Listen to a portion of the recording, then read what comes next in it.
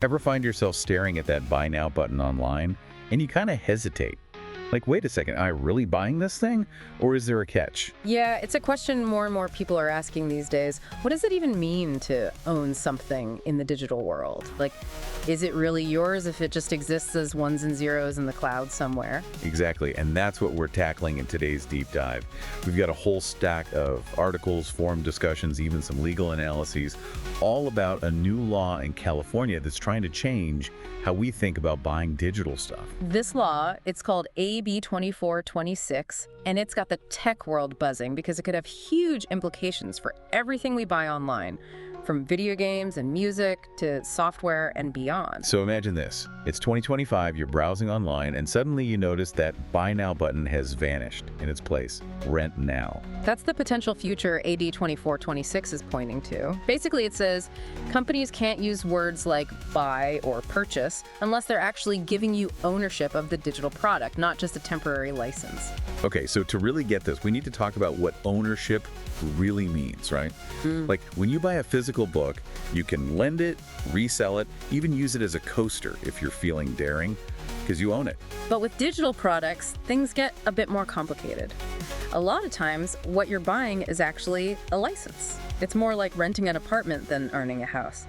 You have the right to use it, but there are restrictions, and the landlord can always change the terms of the lease or even kick you out. It's like that time I bought a movie on Amazon, and then one day, poof, it disappeared from my library. Gone. That's because you didn't actually own the movie. You were essentially renting it digitally. Yeah. And it's not just movies. We've got stories about gamers losing access to games they bought years ago, music vanishing from streaming services. Yeah, it's kind of like buying a car, but the manufacturer can just decide to take it back whenever they want, right? Exactly, and that's causing a lot of frustration because people are starting to wonder, do I actually own any of the digital stuff I paid for? Right. It's a question a lot of us are asking these days. And it's a question AB 2426 is forcing everyone to confront. Makes you want to dig out those old dusty game cartridges, doesn't it? But here's the thing. While some companies are freaking out about this new law, others, they're actually pretty pumped about it. Yeah, they see it as an opportunity, and that's where GOG comes in. GOG. GOG, yeah.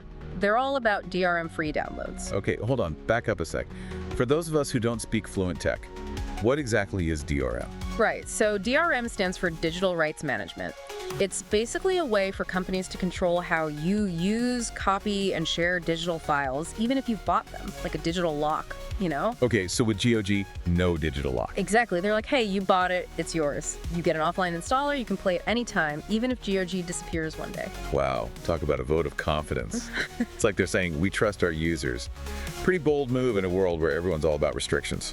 It is, and look, their library might not be as big as some of the giants out there, but they're betting that people are starting to really value actual ownership. And that peace of mind. Right. Knowing that the game you bought isn't going to just vanish one day. Exactly. And it's not just good for consumers either. Oh, how so? Think about the artists, the creators. This push for transparency could really shake things up for them too. You mean like musicians, game developers, that sort of thing? Exactly. Imagine a world where they could choose to sell their work as owned products. Charge a premium for that, knowing people are getting something truly unique and permanent. Whoa, that's a fascinating thought. It could totally change the power dynamic, right? Totally. Artists could break free from those restrictive contracts, sell directly to fans, set their own prices. You'd be like the Wild West of digital content creation. But, hopefully without all the shootouts. Right. So speaking of different worlds, we were looking at how other countries are handling this whole digital ownership thing, and China. Whole different ballgame. Oh yeah, we found some pretty wild stuff about China. They're practically the opposite of California. It's really striking. In China, almost everything digital is based on licensing. Want to listen to music? Subscription service. Need some software? You're leasing it, my friend. And this control, it even extends to stuff like intellectual property and technology. Yeah, it's like the government's saying, sure, you can use this stuff, but we're the ones calling the shots. And it's not just talk. We read that even foreign companies operating in China, they often have to sign these super complex licensing agreements that give the government a say in what they can and can't do. Wow, that's intense. So it's like, do we want cheap and easy access or more control and potentially higher costs? Tough choices. It's a real balancing act, and that's what makes this whole thing so fascinating. Is California fighting a losing battle here? Is this push for ownership just a blip on the radar compared to this global trend of licensing and control? Right, because it's not just about California, is it? It's about this fundamental question of who gets to control the digital world we all live in. Exactly. And to really understand what's going on here, we need to look at who's behind this new law in California and what they're hoping to achieve. Right, so the driving force behind AB 2426 is Assemblymember Jockey Irwin. She saw all those stories about gamers losing access to their games and thought, this isn't right, something's got to change. It was a real consumer rights issue for her. And she had a powerful ally in Governor Gavin Newsom, who ultimately signed the bill into law. But it wasn't just politicians pushing for this. A lot of the credit goes to Aaron Personowski, a law professor and consumer advocate who's been sounding the alarm about this for years. He's been saying that companies use tricky language and those super long terms of service agreements to hide the fact that we often don't really own the digital stuff we buy. Yeah, and his message is clearly resonating. This law has sent shockwaves through the tech world. Platforms like Steam, they're already scrambling to adapt. Yeah, I read on Tom's Hardware that Steam started adding these little disclaimers during checkout, like, hey, just so you know, you're only getting a license for this game. It's subtle, but it's definitely there. It's a small step, but it shows they're paying attention. On the other hand, you've got GOG, who are using this as a chance to show off. Look at us, we've been doing this all along. DRM free is the way to go. And people are taking notice. The Linus Tech Tips subreddit was buzzing about this. Some people are cheering California on, while others are like, yeah, good luck with that. This is never going to stick. Yeah, it's a real mix of hope and skepticism.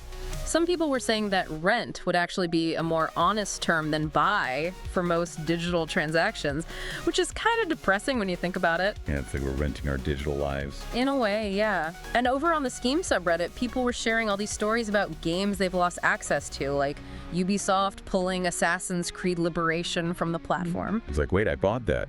What do you mean I can't play it anymore? It's a bait and switch, and people are starting to get wise to it. And it's not just a minor inconvenience, right? We're talking about potentially losing access to games, music, software that we spend our hard-earned money on. Exactly, and it raises these bigger questions about longevity and access. What happens if a platform goes belly up? What about games that require constant updates and servers? These are things we need to be thinking about. It's like buying a house, but the bank can just decide to brick up your front door whenever they feel like it. That's a scary thought. And it highlights how we're still figuring out this whole digital ownership thing. The rules are still being written. It's like we're all pioneers in this new digital frontier, just trying to find our way. And that's the exciting part, but also a little bit terrifying, right? And it's not just about games, is it? This whole thing with China really got me thinking, like, what if this whole licensing thing spreads to other parts of our lives? Oh, it's already happening. Think about it. Subscriptions for software, music, movies, we're even subscribing to cars now. It's getting harder to tell where it ends. It's like we're not really owning things anymore. We're just, I don't know, renting the right to use them or something. Right. And that raises some pretty big questions, like what happens when that access is taken away? Or the rules change and you had no idea. It's not just about convenience then, is it? No, it goes way deeper than that. We're talking about privacy, control, even freedom. If we don't actually own the things we use every day, then who does? And what does that mean for us in the long run? That's what's really at stake here. Okay, so we've covered a lot of ground today. We've got this new law in California trying to make things fairer. We've got platforms like GOG doing their own thing, and then there's China, which is like a whole other universe. So for the average person listening to this, what's the one thing you'd want them to take away from all of this? Be aware. I mean, really aware. When you see that buy now button, don't assume you're getting the same kind of ownership as you would with, say, a physical product. Read the fine print. Even if it's boring, ask questions and really think about what it means down the road. So it's not just about California versus the rest of the world. It's about all of us, right? Deciding what kind of digital world we want to live in. Exactly. That's the big question, isn't it? Are we okay with giving up some control for cheap and easy access? Or do we want more ownership and transparency, even if it costs a bit more? These are choices we all have to make. It's a lot to think about, that's for sure. So for everyone listening, here's something to chew on. If you could snap your fingers and change the rules of digital ownership, what would your ideal system look like? What would be your top priority? Control, affordability, accessibility, something else entirely? Because the future of the digital world, it's still being written, and we all have a say in how that story unfolds.